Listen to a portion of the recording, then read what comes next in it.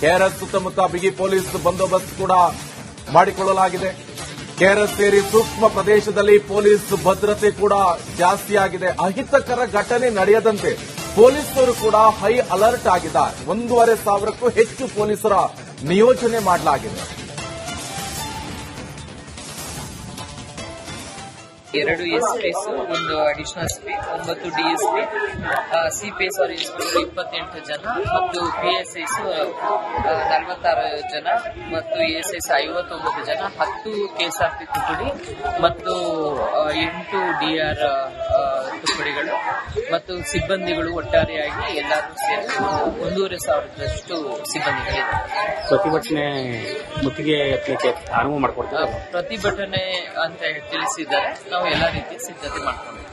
2 ಎಸ್ಪಿಸ್, 1 additional SP, 9 DSP, CPS ಅವರು inspector 28 ಜನ ಮತ್ತು ಪಿಎಸ್ಐಸ್ 46 ಜನ ಮತ್ತು ಎಎಸ್ಐಸ್ 59 ಜನ, 10 ಕೆಎಸ್ಆರ್ಪಿ ತುಕಡಿ ಮತ್ತು 8 ಡಿಆರ್.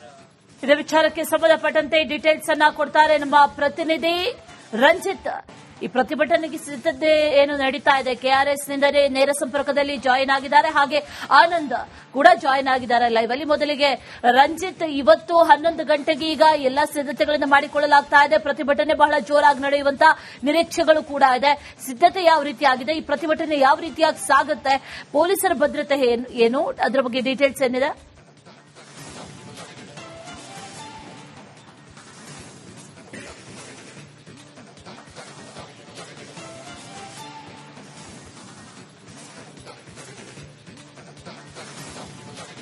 ಖಂಡಿತ ಅಶ್ವಿನಿ, ಇವತ್ತು ಬಹುಶಃ ಕನ್ನಡ ಪರ ಸಂಘಟನೆಗಳು ಇವತ್ತು ಈ ಹೋರಾಟವನ್ನ ಮತ್ತೊಂದು ಸ್ವರೂಪಕ್ಕೆ ತೆಗೆದುಕೊಂಡು ಹೋಗ್ತಾರೆ. ಇಲ್ಲಿವರೆಗೂ ಕೂಡ ಕಾದು ನೋಡುವ ತಂತ್ರ ಇತ್ತು. ಆದ್ರೆ ಯಾವಾಗ ಕಾವೇರಿ ನೀರು ನಿರ್ವಹಣಾ ಪ್ರಾಧಿಕಾರ ನೀವು 15 ದಿನಗಳ ಕಾಲ 3,500 ಕ್ಯೂಸೆಕ್ ನೀರು ಬಿಡಬೇಕು ಅಂತ ಹೇಳಿ ಆದೇಶವನ್ನ ಕೊಡ್ತು. ಇದು ಆದೇಶ. ಹಿಂದೆ ನಿಯಂತ್ರಣ ಸಮಿತಿ ನೀಡಿದ್ದು, ಕಾವೇರಿ ನೀರು ನಿಯಂತ್ರಣ ಸಮಿತಿ ನೀಡಿದ್ದು ಶಿಫಾರಸು, ಸರ್ಕಾರ ಹೋಗಿದ್ದು ಮೇಲ್ಮನವಿ, ಈಗ ಆದೇಶ ಆಗಿದೆ. ಈಗ ನಾವು ಸುಪ್ರೀಂ ಕೋರ್ಟ್ಗೆ ಹೋಗಬೇಕಾಗಿದೆ. ಸದ್ಯ ಈ ಆದೇಶದ ವಿರುದ್ಧ ಈಗ ಹೋರಾಟಗಳು ತೀವ್ರಗೊಳ್ತಾ ಇದೆ.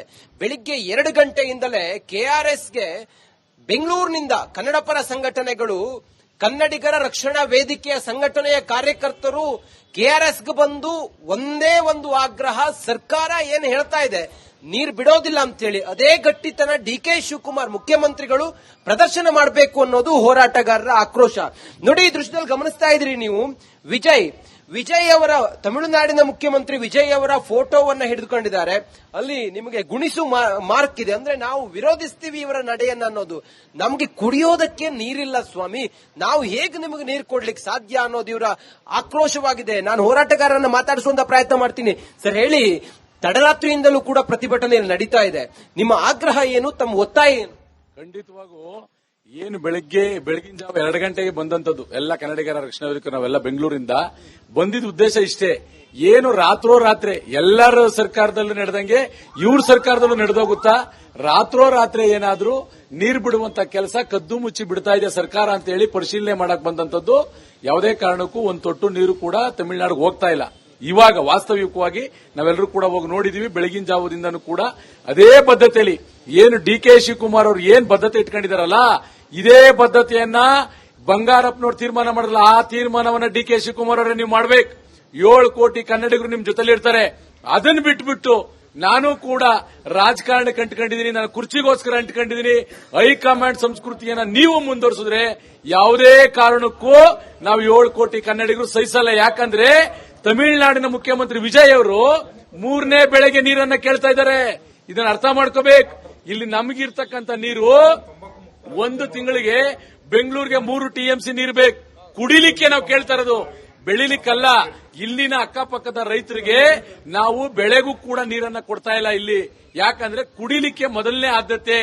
ಈ ಆದ್ಯತೆಯನ್ನ ದಯವಿಟ್ಟು ತಮಿಳುನಾಡಿನ ವಿಜಯ್ ಅವರೇ, ಮುಖ್ಯಮಂತ್ರಿ ವಿಜಯ್ ಅವರೇ, ನೀವು ಅರ್ಥ ಮಾಡ್ಕೋಬೇಕು. ಇಲ್ಲಿ 40 ಲಕ್ಷ ತಮಿಳಿಗರು ವಾಸವನ್ನ ಮಾಡ್ತಾ ಇದ್ದಾರೆ. ಅವ್ರ ಪರವಾಗೂ ನಾವು ಹೋರಾಟವನ್ನ ಮಾಡ್ತಾ ಇದೀವಿ. ಆದ್ರೆ ನಿಮಗೆ ನನ್ನ ವಿನಂತಿ ಏನಪ್ಪಾ ಅಂದ್ರೆ, 3ನೇ ತಾರೀಕು ಬರ್ತಿರಲ್ಲ, ವಾಸ್ತವಾಂಶವನ್ನ ಕೆಆರ್ಎಸ್ ಡ್ಯಾಮ್ ಅಲ್ಲಿ ಬಂದು ನೀವು ವಾಸ್ತವಾಂಶವನ್ನ ನೋಡಿ ಆಮೇಲೆ ತಮಿಳುನಾಡಿನ ಮುಖ್ಯಮಂತ್ರಿ ವಿಜಯ್ ಅವರು ತೀರ್ಮಾನ ಮಾಡ್ತಾರೆ. ನೋಡಿ ನಿಕೇಶ್, ಇಲ್ಲಿ ಈ ಹೊತ್ತಿಗೆ ಮಹಿಳಾ ಸಂಘಟನೆ ಕಾರ್ಯಕರ್ತರು ಕೂಡ, ಕನ್ನಡಿಗ ಪರ ಸಂಘಟನೆಯ ಮಹಿಳಾ ಹೋರಾಟಗಾರರು ಕೂಡ ಬಂದಿದ್ದಾರೆ. ಎಲ್ಲರ ಒತ್ತಾಯ ಒಂದೇ, ಯಾವುದೇ ಕಾರಣಕ್ಕೂ ನೀರು ಮಾತ್ರ ಕೊಡೋದಿಲ್ಲ ನಾವು ಅನ್ನೋದು. ನೋಡಿ, ತಾವೆಲ್ಲ ಬೆಂಗಳೂರಿಂದ ಬಂದಿದ್ದೀರಿ. ನಮಗೆ ಬೆಂಗಳೂರಿಗೆ ಒಂದು ತಿಂಗಳಿಗೆ 3 TMC ನೀರು ಬೇಕು. ಒಂದು ತಿಂಗಳಿಗೆ, ಒಂದು ವರ್ಷಕ್ಕೆ 28.5 TMC ನೀರು ಬೇಕು. ನೀರಿರೋದು ಎಷ್ಟು? ಈಗಾಗಲೇ ನಾವು 3 ತಿಂಗಳನ್ನ ಕಳೆದು ಬಿಟ್ಟಿದ್ದೀವಿ. ಒಟ್ಟು ನಮಗೆ 4 ಜಲಾಶಯಗಳಿಂದ 33 TMC ನೀರಿದೆ. ಹೇಗ್ ಸಾಧ್ಯ ಆಗುತ್ತೆ? ಕುಡಿಯೋದಕ್ಕೂ ಕೂಡ ಸಾಧ್ಯ ಆಗೋದಿಲ್ಲ. ತಾವೇನ್ ಹೇಳ್ತೀರಿ ಸರ್ಕಾರಕ್ಕೆ? ತಾವು ಹೋರಾಟಕ್ಕೆ ಹೇಗೆ ಈ ಹೋರಾಟವನ್ನು ಮತ್ತೊಂದು ಸ್ವರೂಪಕ್ಕೆ ತೆಗೆದುಕೊಂಡು ಹೋಗ್ತೀರಿ? ಇವತ್ತು ಏನು ನಮ್ಮ ಬೆಂಗಳೂರಲ್ಲಿ ಲಕ್ಷಾಂತರ ಮಟ್ಟ, ಕೋಟ್ಯಾಂತರ ಮಟ್ಟದಲ್ಲಿ ಜನಸಂಖ್ಯೆ ಇದಾರಲ್ಲ, ಅವತ್ತಿಂದ ಇವತ್ತವರೆಗೂ ಕಾವೇರಿ ನೀರನ್ನೇ ಆಶ್ರಯ ಪಟ್ಟಿದ್ದಾರೆ, ಕಾವೇರಿ ನೀರನ್ನೇ ಕುಡಿತಾ ಇದ್ದಾರೆ. ಅವತ್ತಿನ ಜನಸಂಖ್ಯೆ ಇವತ್ತಿನ ಅಂದ್ರೆ 60 ವರ್ಷದ ಹಿಂದಿನ ಜನಸಂಖ್ಯೆ ಇದೆ.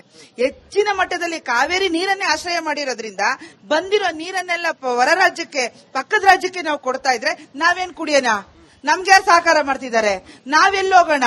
ನಾವ್ ಯಾರ ಹತ್ರ ಬೆಳೆದ್ರೆ? ಇವತ್ತೆಲ್ಲ ನಮ್ ಕನ್ನಡಿಗರು ಬೆಳಗ್ಗೆ ಎದ್ದು ಗಾರ್ಮೆಂಟ್ಸ್ಗೋ, ಕೂಲಿ ಕೆಲಸಕ್ಕೋ ಅವ್ರ ಹೊಟ್ಟೆ ಬೆಳೆಯೋ ಬೆಳೆನೂ ಕೂಡ, ನಮ್ಮ ಹೊಟ್ಟೆಗೆ ಅನ್ನ ಹಾಕುವಂತ ಬೆಳೆನೂ ಕೂಡ ಈ ಬಾರಿ ನೀರಿಲ್ಲ ಅಂತ ಬೆಳೆದಿಲ್ಲ, ನಾವು ಬಿತ್ತನೆಯಾಗಿಲ್ಲ. 30% ಮಾತ್ರ ಈ ಬಾರಿ ಮಳೆ ಆಗಿದೆ. ಹಿಂಗಿರುವಾಗ ಕುಡಿಯೋದಕ್ಕೆ ನೀರಿಲ್ಲ ಅಂತ ಹೇಳಿ ನಾವು ಎಲ್ಲಿ ಕೇಳೋಣ? ಅವರಿಗಾದ್ರೂ ಮುಂದೆ ಈಗ ಹಿಂಗಾರಿನಲ್ಲಾದ್ರೂ ಮಳೆ ಬರುತ್ತೆ, ಆಗ ನೀರು ತುಂಬುತ್ತೆ. ನಮ್ಗೇನು ಇಲ್ಲಲ್ಲ ಅವಕಾಶ. ಫಸ್ಟ್ ನಮಗೆ ಕುಡಿಯೋಕೆ ನೀರಿಲ್ಲ ಅಂದ್ಮೇಲೆ ಹೊರ ರಾಜ್ಯಕ್ಕೆ ಹೆಂಗೆ ಬಿಡೋಕಾಗುತ್ತೆ? ನಮ್ಮ ಕಬ್ಬು ಭತ್ತ ಎಲ್ಲ ಒಣಗ್ತಾ ಇದೆ, ಕುಡಿಯೋಕ್ಕೂ ನೀರಿಲ್ಲ. ಅಂತದ್ರಲ್ಲಿ ತಮಿಳುನಾಡು ವಿಜಯ್ ಅವರು ನಮ್ಗೆ ನೀರು ಕೊಡಿ ಬೆಳೆಗೆ ಅಂತ ಕೇಳ್ತಾ ಇದಾರಲ್ಲ. ಫಸ್ಟ್ ಇಲ್ಲಿ ಕುಡಿಯೋದಕ್ಕೆ ನೀರಿಲ್ಲ, ಬೆಳೆಗೆ ಎಲ್ಲಿಂದ ತಂದು ಕೊಡೋಣ ನೀರು? ಯಾವುದೇ ಕಾರಣಕ್ಕೂ ನೀರು ಕೊಡಕ್ಕಾಗಲ್ಲ. ಇದರಿಂದ ಉಗ್ರ ಹೋರಾಟಕ್ಕೆ ಹೋದಕ್ಕೂ ನಾವು ರೆಡಿ ಇದ್ದೀವಿ. ಕಾವೇರಿ ಪ್ರಾಧಿಕಾರ ಏನಿದೆ ತೀರ್ಮಾನ ತಗೊಂಡಿದೆಯಲ್ಲ, ಕಾವೇರಿ ಪ್ರಾಧಿಕಾರ, ಅವ್ರಿಗೆ ಯಾರಿಗೂ ಮನುಷ್ಯತ್ವ ಇದೆಯೋ ಅಂತ ನಮ್ಗೊಂದು ಗೊತ್ತಿಲ್ಲ. ಇದು ಅವೈಜ್ಞಾನಿಕ ತೀರ್ಪು. ಈ ತೀರ್ಪನ್ನ ಪರಿಶೀಲನೆ ಮಾಡಬೇಕು. ಆಮೇಲೆ ಮಧ್ಯಸ್ಥಿಕೆನ ಇವತ್ತು ಬಿಜೆಪಿ ಅವರು ಇಲ್ಲಿಗೆ ಬಂದು ಹೋರಾಟದ ರೂಪುರೇಷೆಯನ್ನ ತೀರ್ಮಾನ ಮಾಡ್ತಾರಂತೆ. ಬಹುಶಃ ಸರ್ವಪಕ್ಷಗಳ ಸಭೆ ಭಾನುವಾರ ಇದೆ. ತಾವೇನ್ ಮನವಿ ಮಾಡ್ತೀರಿ? ತಾವೇನ್ ಆಗ್ರಹಿಸ್ತೀರಿ? ಖಂಡಿತವಾಗೂ ಒಂದೇ ನಾಣ್ಯದ ಎರಡು ಮುಖ. ಕಾಂಗ್ರೆಸ್ ಆಗ್ಲಿ ಬಿಜೆಪಿ ಆಗ್ಲಿ ಒಂದೇ ನಾಣ್ಯದ ಎರಡು ಮುಖ. ಇವರಿಬ್ಬರನ್ನೂ ಕೂಡ ನಾವು ನಂಬಲ್ಲ. ಯಾಕಂದ್ರೆ ಅವರು ತೀರ್ಮಾನ ಮಾಡೋದೇನಪ್ಪಾ ಅಂದ್ರೆ, ಒಬ್ರು ನಾನೊಂಥರ ನಾಟಕ ಆಡ್ತೀನಿ, ಇನ್ನೊಂಥರ ನಾಟಕ ಆಡು ಅನ್ನುವಂತ ಪರಿಸ್ಥಿತಿ ಕರ್ನಾಟಕದಲ್ಲಿ ನಿರ್ಮಾಣ ಆಗಿದೆ. ಅವರು ಕೇಂದ್ರ ಸರ್ಕಾರಕ್ಕೆ ತೋರಿಸ್ತಾರೆ, ಕೇಂದ್ರ ಸರ್ಕಾರದವರು ರಾಜ್ಯ ಸರ್ಕಾರ. ನಿಮ್ಮ ಈ ಧ್ವನಿ ರಾಜ್ಯ ಸರ್ಕಾರಕ್ಕೆ ಮುಟ್ಟಬೇಕು, ನಿಮ್ಮ ಈ ಧ್ವನಿ ಪ್ರತಿಪಕ್ಷ ನಾಯಕರಿಗೆ ಮುಟ್ಟಬೇಕು. ಏನ್ ಹೇಳ್ತೀರಿ? ಎಲ್ಲ ಒಟ್ಟಿಗೆ ಯಾರ ಹೊಣೆ? ನಮ್ಮ ಹೊಣೆ. ಕಾವೇರಿ ರಕ್ಷಣೆ ಯಾರ ಹೊಣೆ? ಯಾರ ಹೊಣೆ? ರಕ್ತವನ್ನ ಚೆಲ್ಲುತ್ತೇವೆ, ರಕ್ತವನ್ನ ಚೆಲ್ಲುತ್ತೇವೆ.